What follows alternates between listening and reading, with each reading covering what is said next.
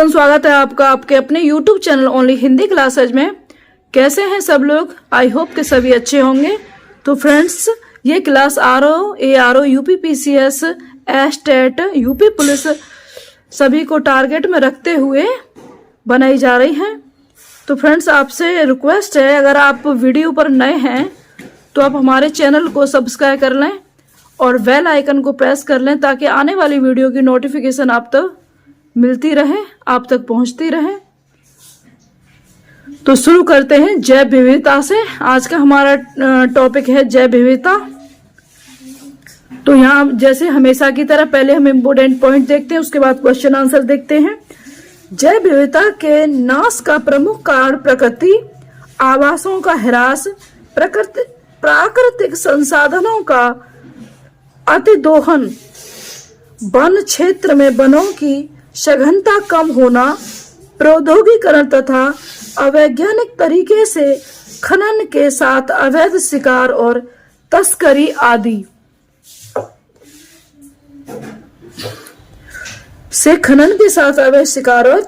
आदि जैसे आपने कहीं देखा होगा, कछुओं वगैरह को यूं ही पकड़ के और उनको बेच देते हैं। और भी जैसे हिरन वगैरह हैं तो इन लोगों की तस्करी करते हैं, उनकी मार मूर के पता नहीं खाल वाल क्या क्या करते हैं, बेच देते हैं। डुगोंग एक विशाल समुद्री स्तनधारी है, यानी लार्ग मैरिन और मैमल्स है जो विलोपन के कगार पर है। इसे समुद्री गाय भी कहा जाता है, डुगोंग को। अगला पॉइंट है कच्छ का रन भारतीय वन गधे का प्राकृतिक आवास है। अगला पॉइंट है अंतरराष्ट्रीय प्रकृति संरक्षण संघ IUCN द्वारा प्राकृतिक रेड डाटा बुक में विलुप्ति के कगार पर खड़े संकटग्रस्त पौधों एवं पशु जातियों को सम्मिलित किया जाता है। IUCN international union for conservation of nature, अंतरराष्ट्रीय प्राकृतिक संरक्षण संघ, इसकी पूरी फुल फॉर्म हो गई। और मैं बता दूं, इसकी स्थापना 5 अक्टूबर 1948 में हुई थी। इसका मुख्यालय ग्लैंड, स्विट्जरलैंड में है। और यहाँ पर संकटग्रस्त जीव जंतु एवं पादपों यानी पेड़ों से संबंधित रेड डाटा बुक जारी करता है ये, ठीक है। IUCN संकटग्रस्त जीव जंतुओं से संबंधित रेड डाटा बुक जारी करता है। इस बुक में गुलाबी पृष्ठ होते हैं। इस बुक से संबंधित जैसे ही कोई जीव पर्याप्त संख्या में वृद्धि कर लेता है, उसे हरे पृष्ठ पर दर्शा देते हैं। तो आई होप कि ये आपको समझ में आया होगा IUCN। अगला पॉइंट है हमारा सिंहपुच्छी वानर। सिंहपुच्छी वानर दक्षिण भारत के पश्चिमी घाट पर्वत में पाया जाता है। यह वानर तमिलनाडु, केरल एवं कर्नाटक राज्यों में पाया जाता है। अगला पॉइंट है सर्वाधिक जैव विविधता उष्ण कटिबंधीय वर्षा वनों में पाई जाती है। चोटियों की तुलना में निम्नतर उन्नतांशों घाटियों में जैव विविधता सामान्यतः अधिक होती है। अगला पॉइंट है केरल स्थित शांत घाटी साइलेंट वैली में सर्वाधिक जैव विविधता बायोडायवर्सिटी पाई जाती है। अगला पॉइंट है इसकी अवस्थिति 11°03 से 11°13 उत्तरी अक्षांश तथा 76°21 से 76°35 पूर्वी देशांतरों के मध्य मिलती है। नेक्स्ट है यह पश्चिमी घाट पर्वतों का हिस्सा है। अगला पॉइंट है रामसर सूची अंतरराष्ट्रीय महत्व की नम भूमियों की सूची है। अगला पॉइंट है इस सूची में वर्तमान में भारत के कुल 75 स्थल शामिल हैं।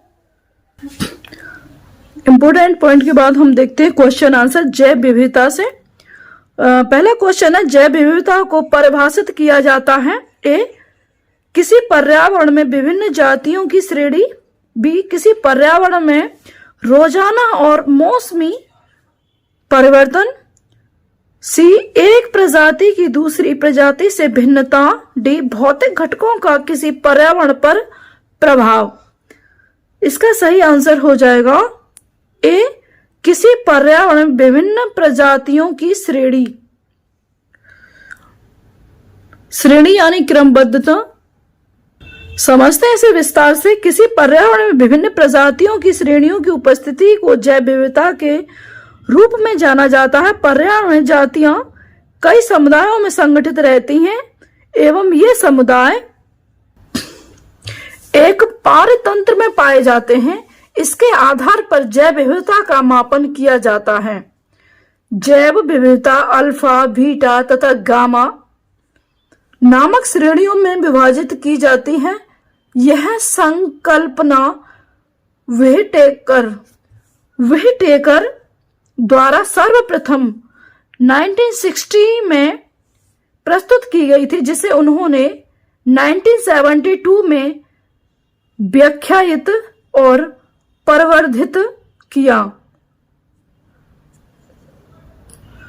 क्वेश्चन नंबर 2 है, भारतीय राष्ट्रीय जैविक विविधता प्राधिकरण स्थापित किया गया है। ए 2003 चेन्नई में, 2003 बेंगलुरु में, सी 2003 हैदराबाद में, डी 2003 केरल में। तो इसका सही आंसर हो जाएगा ए 2003 चेन्नई में।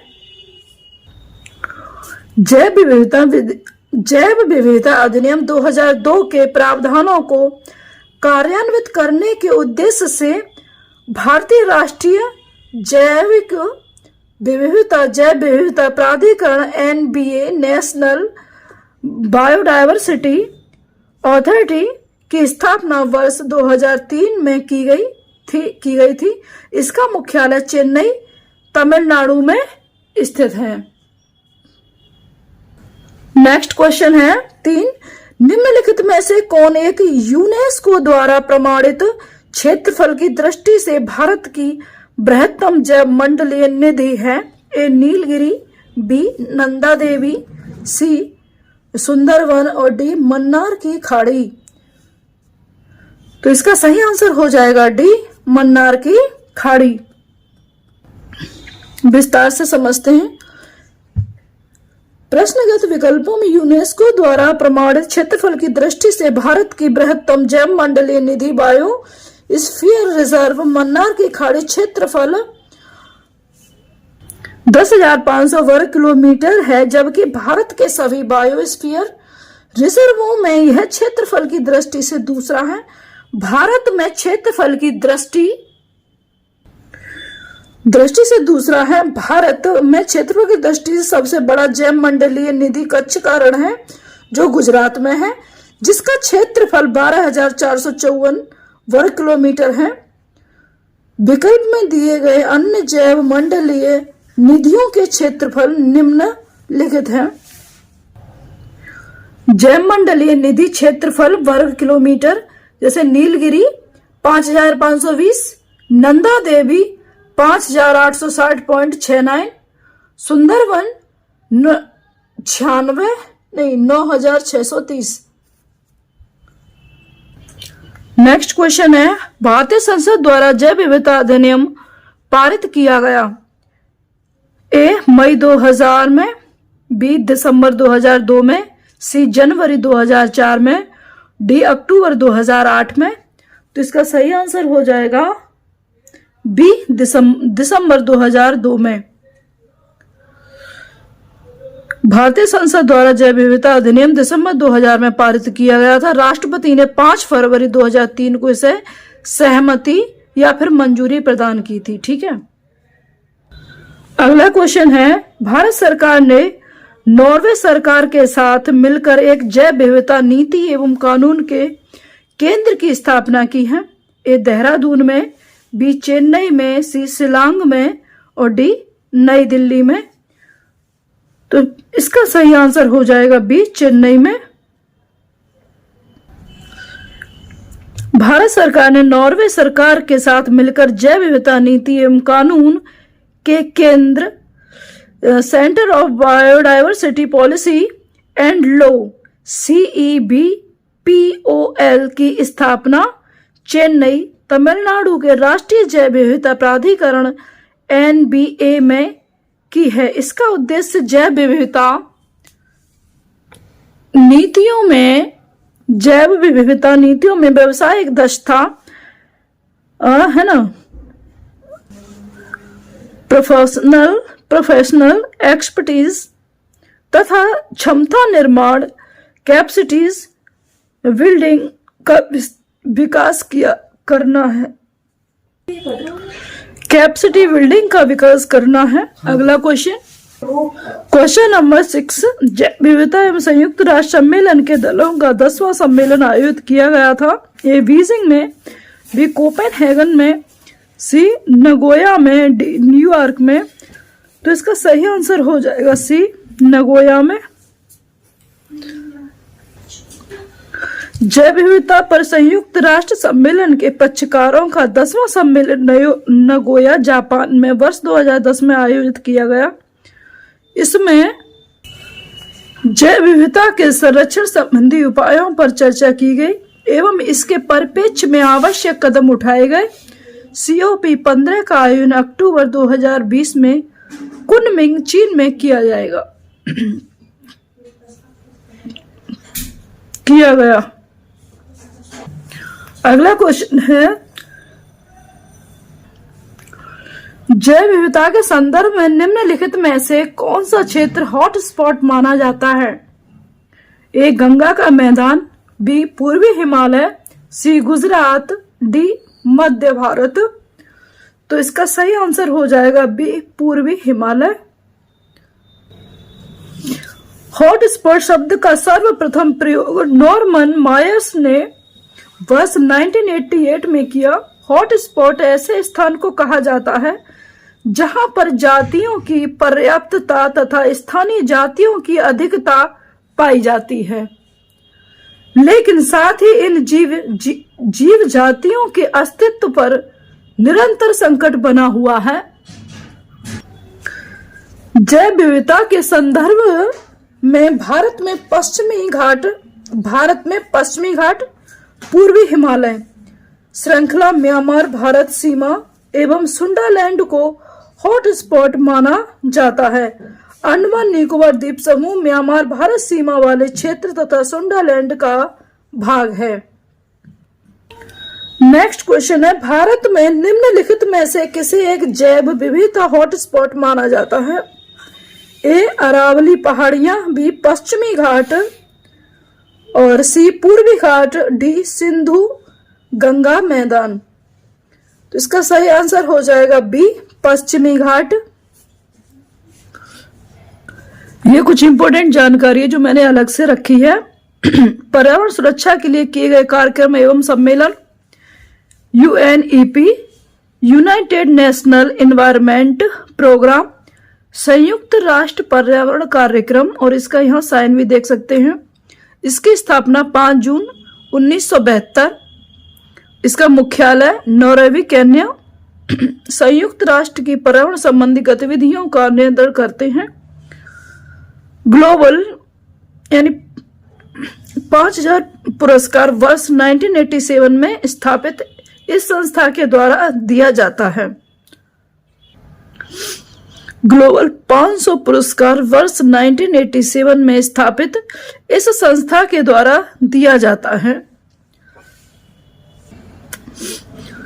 IUCN, international union for conservation of nature, अंतर्राष्ट्रीय प्राकृतिक संरक्षण संघ IUCN, स्थापना 5 अक्टूबर 1948, मुख्यालय ग्लैंड, स्विट्जरलैंड।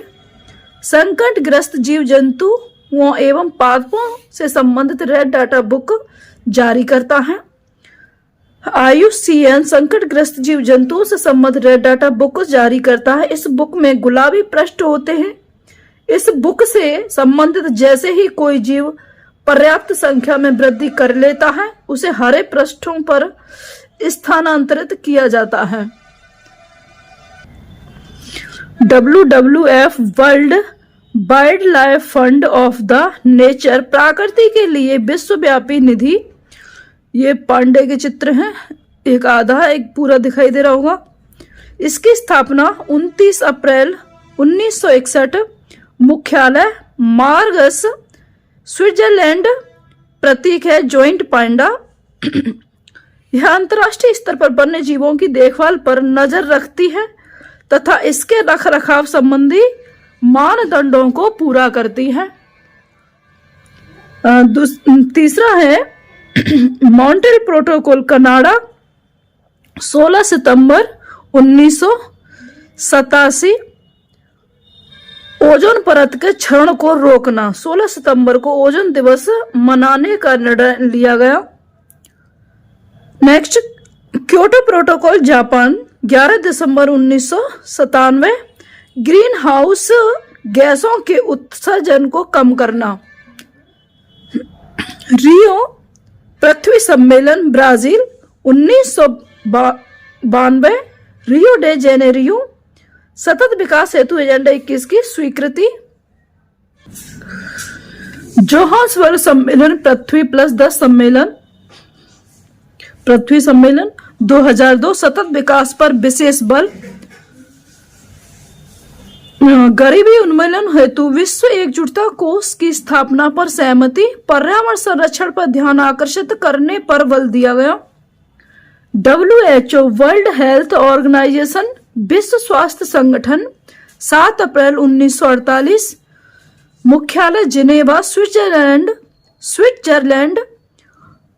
हाल ही में अमेरिका ने WHO से अलग होने का फैसला किया है। WHO ने कोविड-19 कोरोना को वैश्विक महामारी घोषित किया है जो कि चीन से फैला है। तो ये जो इम्पोर्टेंट पॉइंट थे, आई होप कि आज की वीडियो आपको अच्छी लगी होगी। तो लाइक और कमेंट जरूर करें और चैनल को सब्सक्राइब कर लें और अपने दोस्तों को क्लास को शेयर जरूर करें।